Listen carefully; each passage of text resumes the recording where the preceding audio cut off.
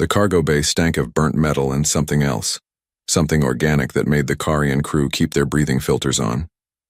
Norell pressed his primary manipulator against the containment unit's display screen, watching the vital signs flicker in warning patterns. The flame worm inside had stopped thrashing an hour ago, which meant either it had calmed down or was dying.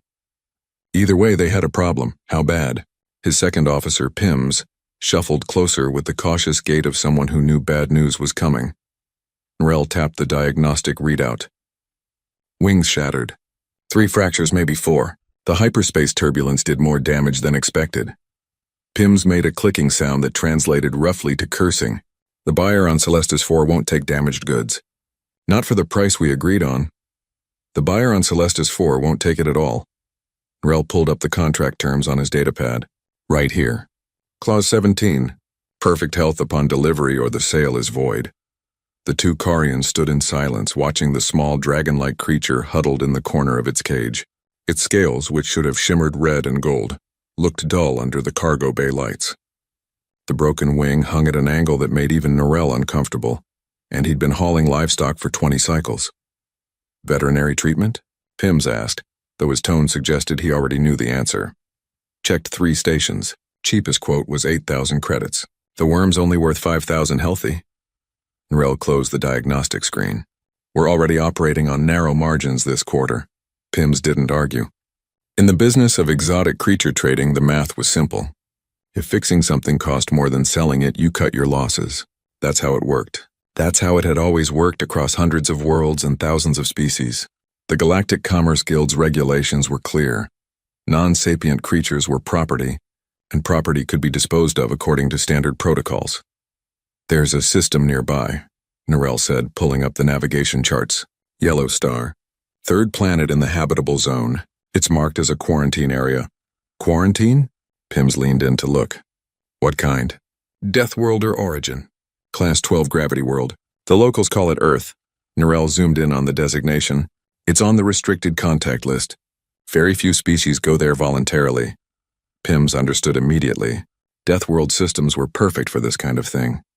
Harsh conditions, dangerous fauna, and most importantly, nobody important watching. The worm would either die quickly from the environment or something would eat it. Either way, it wouldn't suffer long, and that was more mercy than the creature would get at a processing facility. How close are we? 2 days' travel. We can drop it in an escape pod near the outer system and be gone before anyone notices. Norell began plotting the course. The locals are primitive by galactic standards. They probably don't even have deep space monitoring.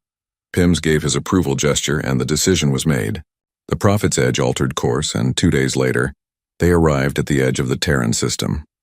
Norell had his crew load the barely conscious flame worm into a standard evacuation pod, the kind designed for emergency use and built to survive atmospheric entry. It would keep the creature alive long enough to reach the planet's surface where nature would take its course. Program it to drift toward the 3rd planet, Norell ordered. Slow descent. No beacon. The pod ejected with a soft thump that barely registered on the ship's sensors. Through the viewport, Norell watched it tumble away, a tiny silver cylinder against the darkness of space. Inside, the dragon stirred weakly, its good wing twitching in a futile attempt to understand what was happening. Norell logged the disposal in his ship's record under standard salvage protocols. By galactic law, he'd done nothing wrong. The creature wasn't sapient. It had no rights. This was proper procedure for damaged livestock, approved by the Commerce Guild and practiced by thousands of traders across hundreds of systems. He felt no guilt, only the mild annoyance of lost profit. The Prophet's Edge jumped to hyperspace 3 minutes later, leaving the pod to drift alone in the vast emptiness between worlds. What Norell didn't know was that the supposedly primitive humans had been watching since the moment his ship entered their system. Earth Defense Network Luna Station had tracked every movement, analyzed every action, and recorded everything. Lieutenant Commander Rebecca Walsh stared at her display screen, watching the pod's trajectory with growing concern. We've got an object entering our space. Small single-occupant pod, non-military signature. Her junior officer, Danny Brooks, pulled up the scan results. Life signs detected inside. Not human. Reading elevated stress hormones and signs of physical trauma. Rebecca felt her jaw tighten. She'd been in the service for 15 years, long enough to recognize when something wasn't right. A ship enters their system, dumps something in a pod and leaves immediately. That wasn't normal salvage behavior. That was disposal. Get me a patrol ship, closest one in the area. She kept her eyes on the drifting pod. And get Dr. Hayes on the line. We might need xenobiology expertise. You want to retrieve it?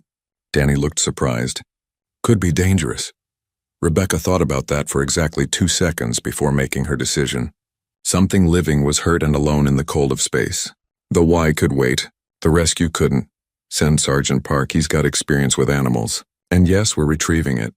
She began typing orders into her console.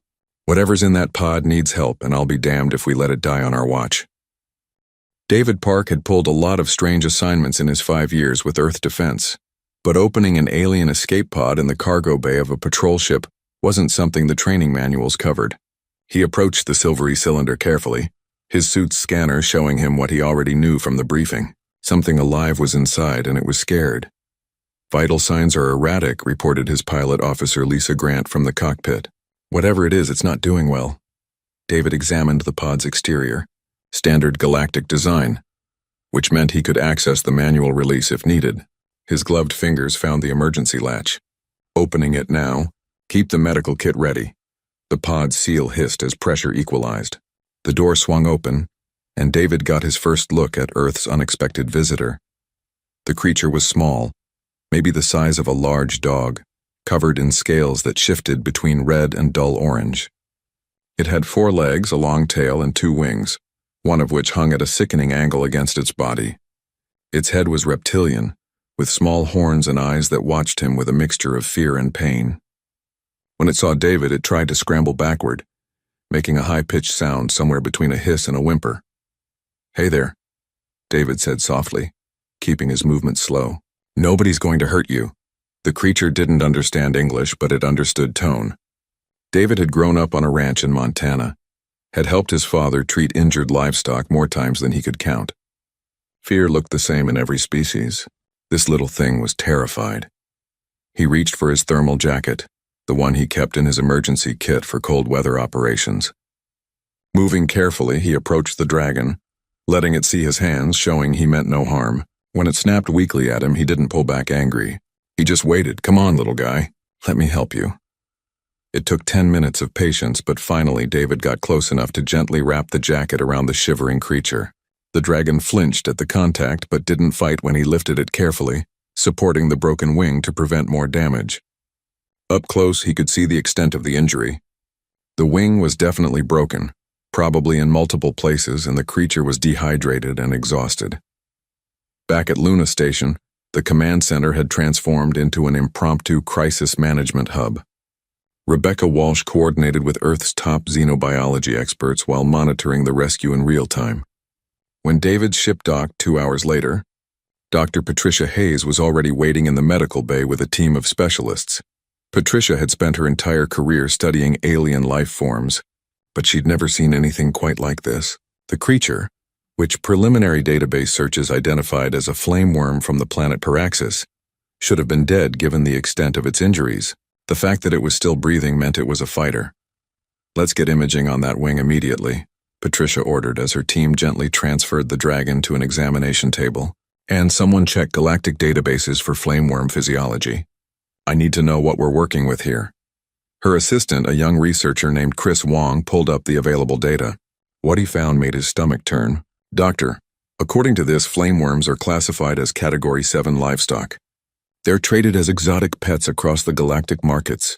Patricia felt anger rise in her chest. This wasn't just an injured animal. This was deliberate abandonment.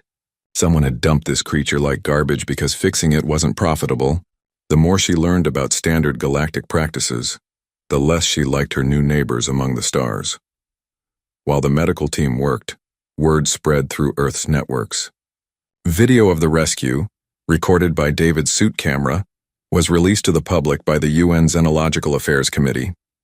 The response was immediate and overwhelming. Within hours, the hashtag #SaveTheDragon was trending globally. News outlets picked up the story. Children sent messages of support. Conservation groups rallied behind the creature. A junior technician suggested they needed a name for the dragon, something easier than calling it Specimen 004. After a brief debate, someone suggested Sparky, and it stuck. The name was simple, friendly, and somehow perfect for the small dragon that had survived against impossible odds. 3 days after the rescue, Ambassador Trillick of the Hessite Communion arrived at Luna Station to observe Earth's handling of the situation. The Galactic Council had sent him as a neutral party to ensure humans weren't planning anything dangerous. Flame worms could breathe fire when mature, after all, and Deathworlders were unpredictable. What he found confused him completely. The humans had built a specialized habitat for the creature. They'd performed surgery to stabilize the broken wing. They'd assigned round-the-clock care. The amount of resources being dedicated to a single non-sapient animal was staggering. "I don't understand," Trillick said to Rebecca during a tour of the facility. "The creature has no economic value in its current state. Why expend such effort?" Rebecca looked at him like he'd asked why water was wet. "Because it's the right thing to do. That dragon didn't ask to be hurt. It didn't deserve to be thrown away. We're not going to let it suffer just because someone else decided it wasn't worth saving. But it's not sapient. It cannot contribute to society or reciprocate your efforts." Trillick genuinely couldn't grasp the concept. "By what logic do you justify this resource allocation?" "By the logic that we're human," Rebecca answered simply. "We don't measure worth only in profit.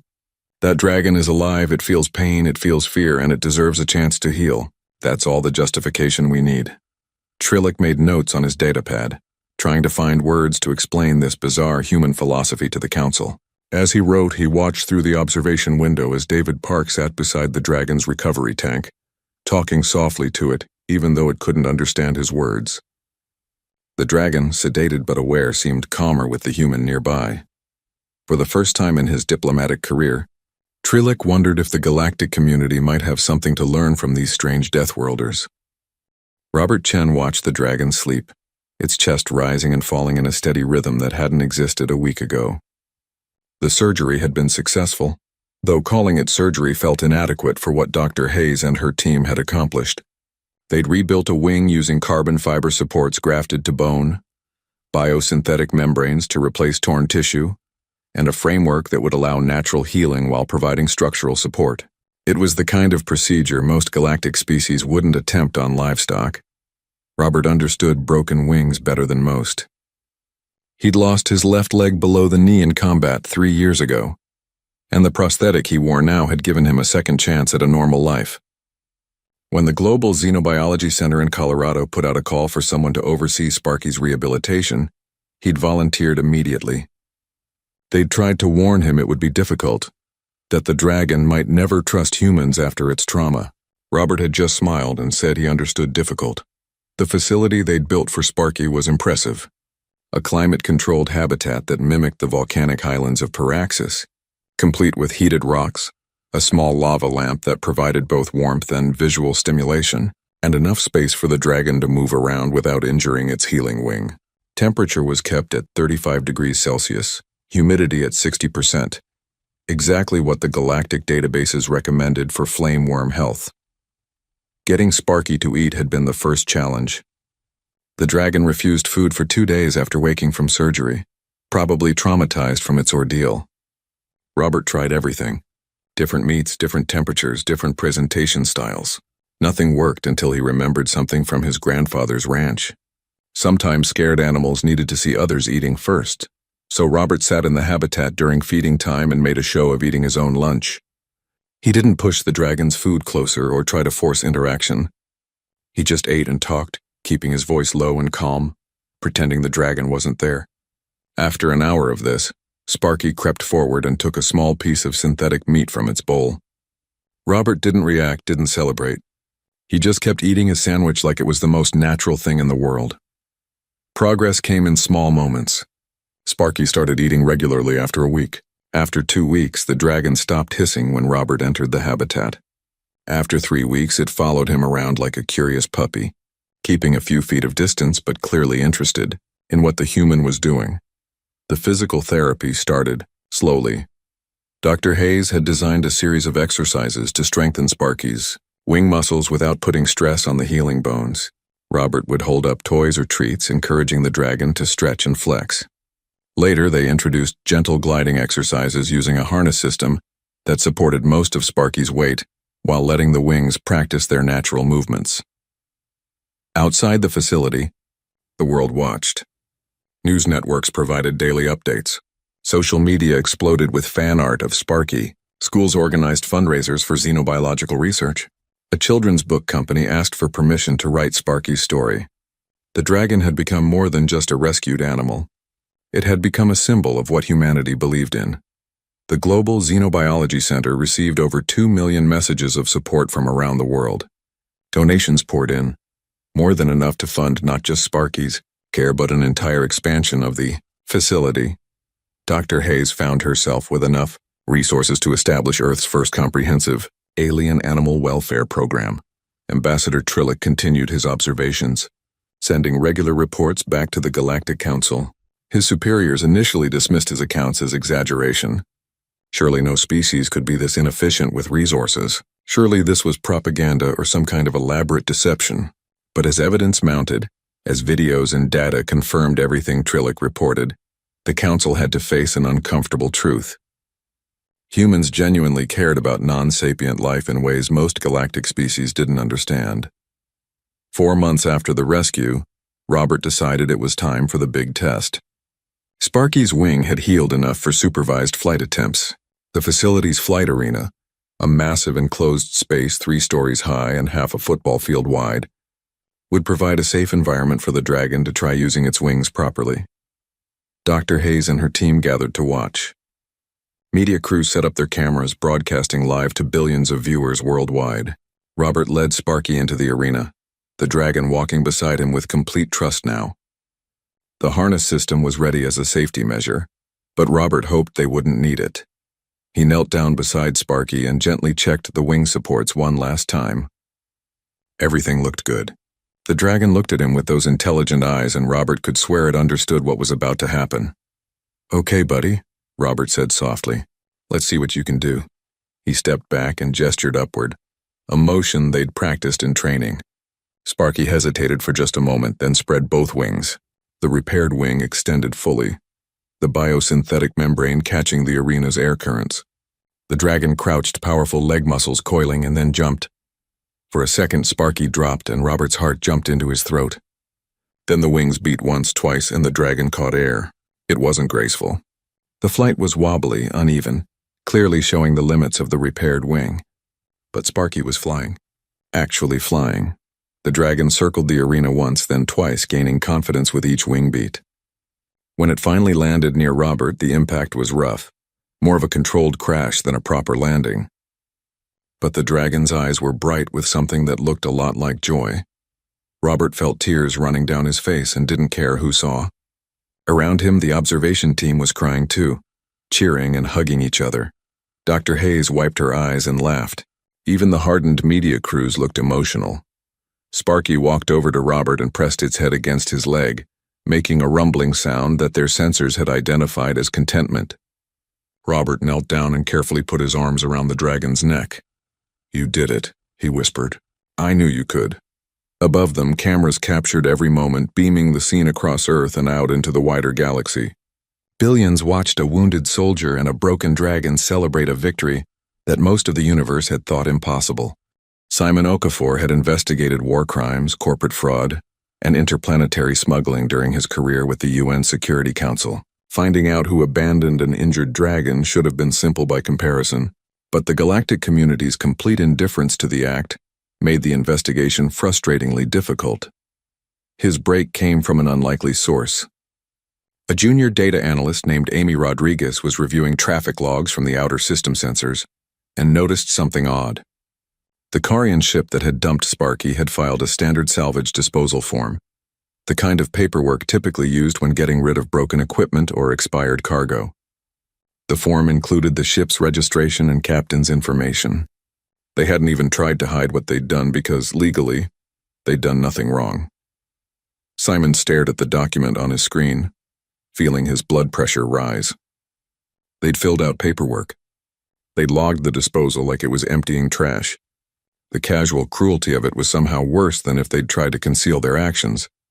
"Get me a connection to this Captain Norell," Simon told Amy. "I want to talk to him directly." The conversation, conducted through translation software and a slightly delayed communication link, went about as poorly as Simon expected. Captain Norell appeared on the video screen looking confused and mildly annoyed at being contacted by a human official. "I don't understand the purpose of this inquiry," Norell said, his translator rendering his clicks and whistles into flat, emotionless English. "I filed all proper documentation with the Commerce Guild. The creature was damaged beyond economic repair. Standard protocol is disposal in an uninhabited zone." "You dumped a living being into space," Simon said, keeping his voice level through sheer willpower. "A creature that was injured and helpless." "It was livestock. Damaged livestock. Do you file criminal complaints every time someone discards broken property?" Norell's confusion seemed genuine. "I followed all regulations. Check with the guild if you doubt me." That was the problem. Simon had checked. Norell was right. Under galactic law, flameworms were classified as animals, not sapient beings. They had no legal protections beyond basic anti-cruelty statutes, and even those only applied if the suffering was deemed unnecessary. Quick disposal was actually considered more humane than prolonged suffering. Simon ended the call and immediately contacted Ambassador Jennifer Okonkwo at the Galactic Council headquarters. If the law protected this kind of behavior, then the law needed to change. 2 weeks later, Jennifer stood before the Galactic Council Assembly, representing Earth in front of hundreds of species from across known space. The chamber was massive, a bowl-shaped auditorium where each delegation had their own environmental pod adjusted for their specific needs.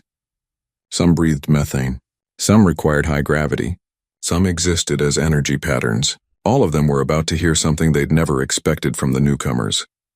"Honored delegates," Jennifer began, her voice carried by translation systems to every corner of the chamber. "We come before you today to address what we believe is a serious gap in galactic law. A gap that allows suffering to continue unchecked under the guise of property rights." She pulled up a holographic display showing Sparky's rescue. The footage played for the assembled delegates. The dragon's broken wing, its fear, its pain, then the surgery, the rehabilitation, Robert's patient care, finally that triumphant moment of flight. This creature, abandoned by a Karian merchant vessel, was left to die in our system because it was no longer profitable.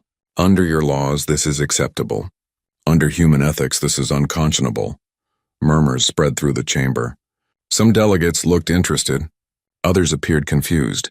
The Karian delegation leader, a senior merchant named Praxis, requested permission to speak.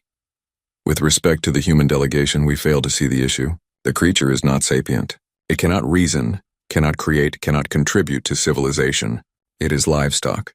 We do not waste resources on livestock that cannot fulfill its purpose.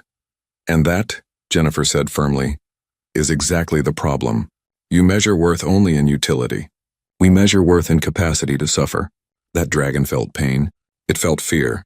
It wanted to live. Those things matter. Regardless of intelligence, she played more footage, not just of Sparky, but of Earth's history.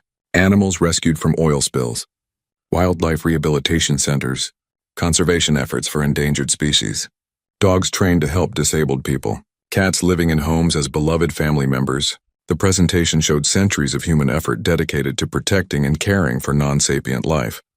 "We don't do these things because it's profitable," Jennifer explained. "We do them because we believe that causing unnecessary suffering is wrong. We believe that having power over another living being creates responsibility, not just opportunity."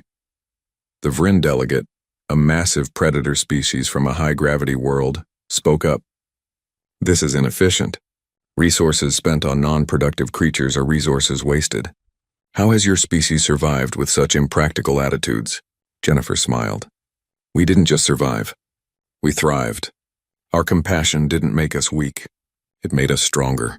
It taught us cooperation, responsibility, and the value of life beyond immediate gain. These same principles helped us achieve spaceflight, cure diseases, and build a global civilization." The debate that followed lasted for hours. The council was divided. Some species, particularly hive minds and collective consciousness species, found the human perspective fascinating but alien. Predator species mostly viewed it as wasteful. But a few voices, particularly from species that had their own complex relationships with non-sapient life, began speaking in support. The Paraxis delegation, who had been listening quietly, finally requested the floor. Their representative, a being named Salvax, addressed the assembly with barely contained emotion. The creature you've been discussing is a flameworm. These beings share our homeworld. We consider them sacred guardians of our volcanic regions. Learning that they are traded as property, treated as disposable goods, has been deeply painful for our people. Salvax pulled up data showing dozens of other species in similar situations, creatures captured from their homeworlds, traded across the galaxy, with their origin species having no say in their treatment. Earth has shown us something we should have recognized long ago. Just because we can exploit these creatures doesn't mean we should. We formally propose a coalition to reform animal welfare standards across galactic space. The vote that followed didn't pass. The proposed reforms were too radical, too expensive, too impractical for most of the council. But 12 worlds voted in favor. 12 worlds agreed that change was needed. It wasn't a victory, but it was a beginning. As the session ended, Jennifer noticed Ambassador Trillick watching the proceedings with an expression she'd never seen on his face before. Something like doubt. The morning sun caught Sparky's scales as the dragon practiced landing techniques in the outdoor arena. 6 months had passed since that first wobbly flight, and while the repaired wing would never be perfect, Sparky had adapted remarkably. Robert watched from the observation platform, making notes on his tablet about the dragon's progress. Each day brought small improvements, tiny adjustments in how Sparky compensated for the wing's limitations. "He's getting better," Dr. Hayes said, joining Robert on the platform. She'd taken to visiting the facility every morning before her other duties. Something about watching Sparky's progress had become essential to her daily routine. "Yeah," Robert agreed, smiling as the dragon executed a reasonably smooth landing. "Still crashes more than flies, but he's trying." What they'd both noticed, what all the researchers had documented extensively, was that Sparky displayed emotional intelligence far beyond what galactic databases suggested flameworms possessed. The dragon recognized individual humans, showed clear preferences for certain people, and displayed what could only be called affection toward Robert. When separated from his primary caretaker for more than a few hours, Sparky became visibly distressed. "Makes you wonder," Dr. Hayes mused, "how many other species might be more intelligent than we think. Maybe nobody ever bothered to actually interact with them long enough to find out." Their conversation was interrupted by an alert from the facility's main gate. A ship had requested landing clearance registry showing it was from Paraxis. Dr. Hayes and Robert exchanged glances. This was unexpected. 20 minutes later, they stood in the facility's conference room facing 3 visitors from Sparky's homeworld. The Paraxis delegation was led by Salvax, who they recognized from the council broadcasts, along with 2 xenobiologists who specialized in flameworm behavior. "We heard about the human miracle," Salvax explained, his translator converting his resonant tones into English. "We had to see for ourselves what you accomplished. For centuries, we believed flameworms were simply wild animals. We protect them, yes, but we never imagined they could bond with other species." Robert led them to the observation platform. Sparky was resting on a heated rock, soaking in the artificial sunlight. When the dragon noticed Robert approaching, it immediately perked up and glided over, landing with only a minor stumble. The Paraxis visitors watched in stunned silence as Sparky nuzzled against Robert's leg, making the rumbling purr sound that indicated contentment. One of the xenobiologists made a choked sound. "This shouldn't be possible," she whispered. "Our research showed they were solitary, aggressive toward other species, incapable of forming bonds. Maybe they just needed someone to give them a chance," Robert said softly, scratching behind Sparky's horns in the spot the dragon loved. "We didn't expect it either, but Sparky here decided to trust me, and I wasn't going to let that trust down." The Paraxis delegation spent 3 days at the facility, observing every interaction between Sparky and the human staff. They took detailed notes, recorded videos, and repeatedly asked questions about the methods used. By the 3rd day, Salvax approached Robert with a proposal that had clearly been difficult to formulate. "We would like to offer Sparky a chance to return home," Salvax said carefully. "Our world has sanctuaries in the volcanic highlands where flameworms live naturally. He could be with his own kind, live as his species was meant to live." Robert felt his heart clench. He'd known this moment might come eventually, but that didn't make it easier. "Would he be happy there?" "We believe so," one of the xenobiologists answered. "Flameworms are social creatures, though we only recently understood this. They live in loose family groups, Sparky could join one of these groups, potentially mate, and have offspring of his own. That night, Robert sat alone with Sparky in the habitat, wrestling with the decision. The dragon seemed to sense something was wrong and stayed close, occasionally making questioning chirps.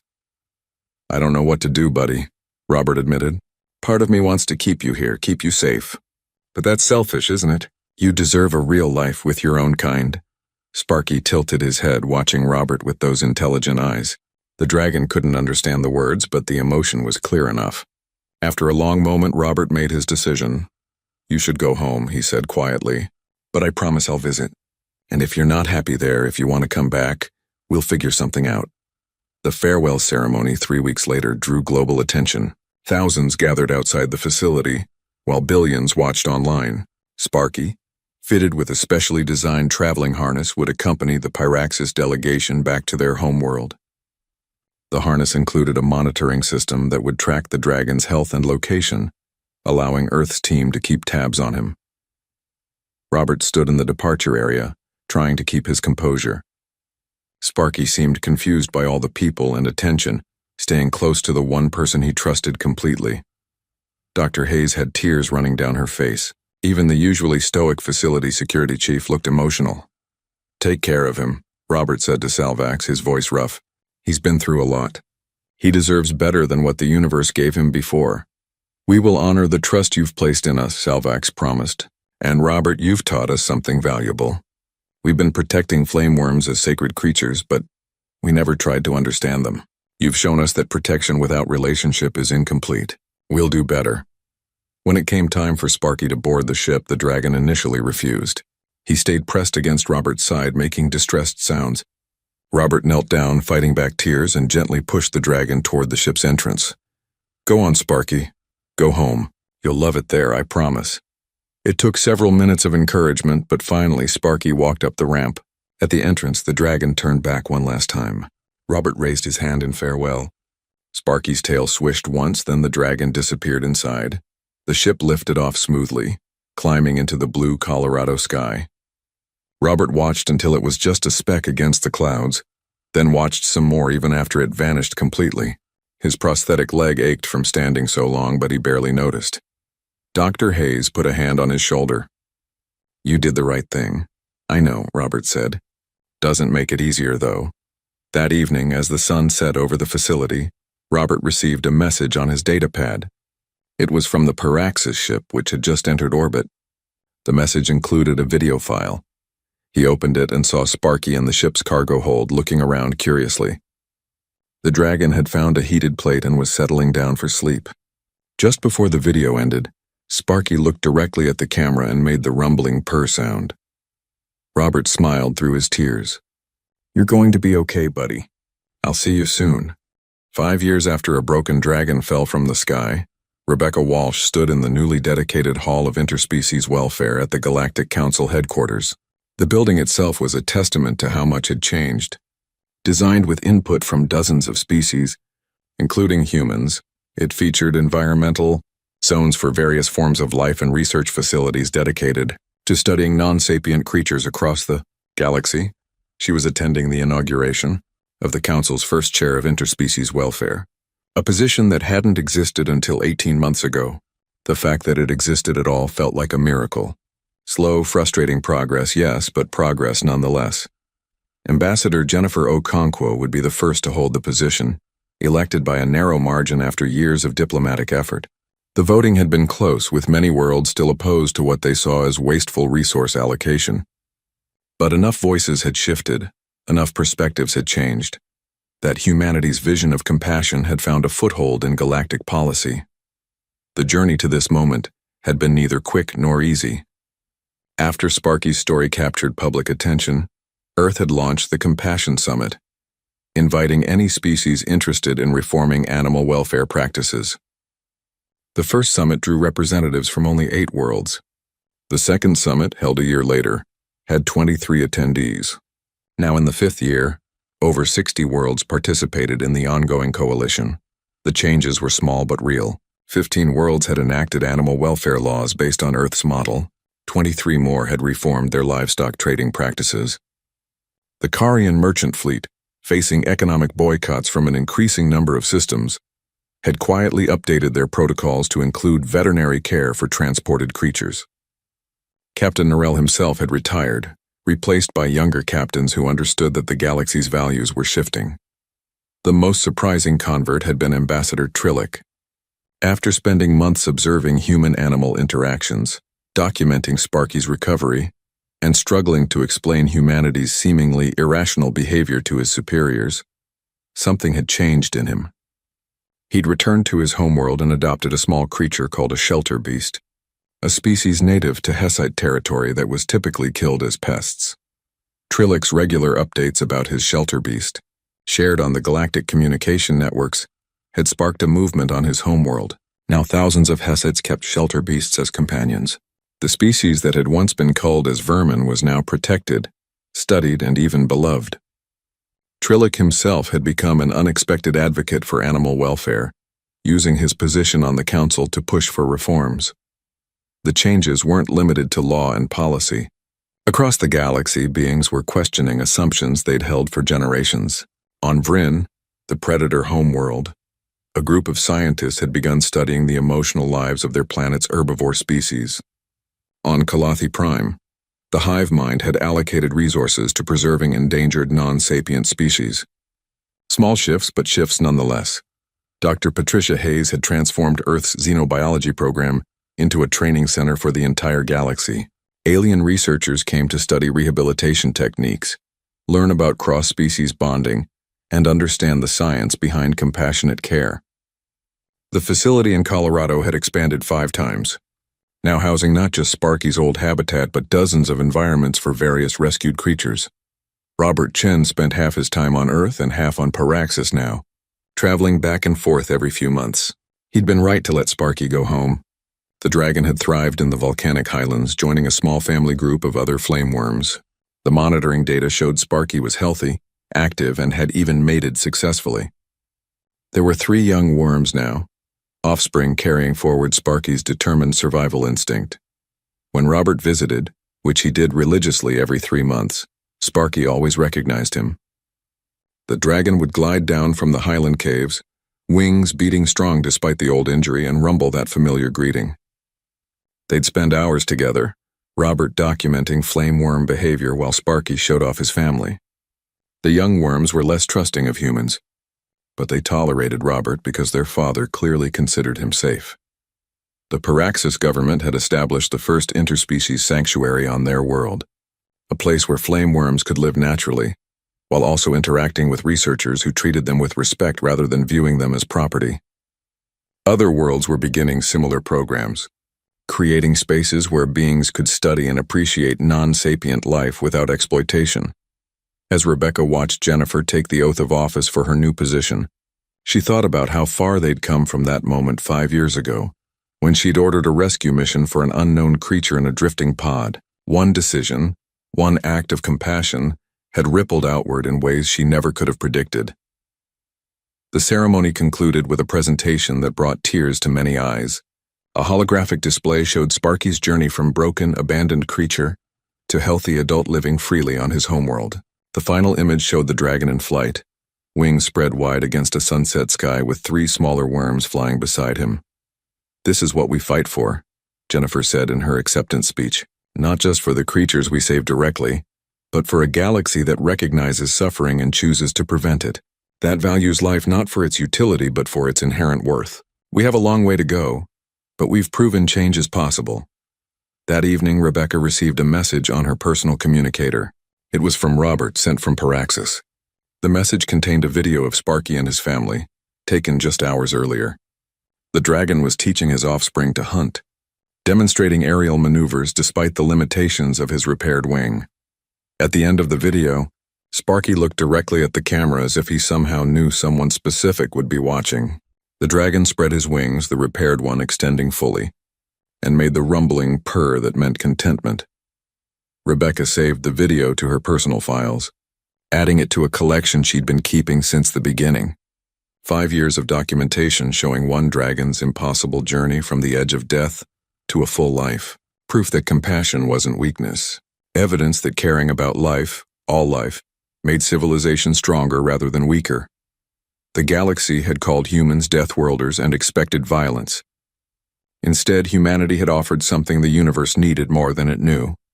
Not conquest or domination or technological superiority, but the simple revolutionary idea that every living being deserved kindness. One broken dragon had changed everything. And the galaxy would never be quite the same again.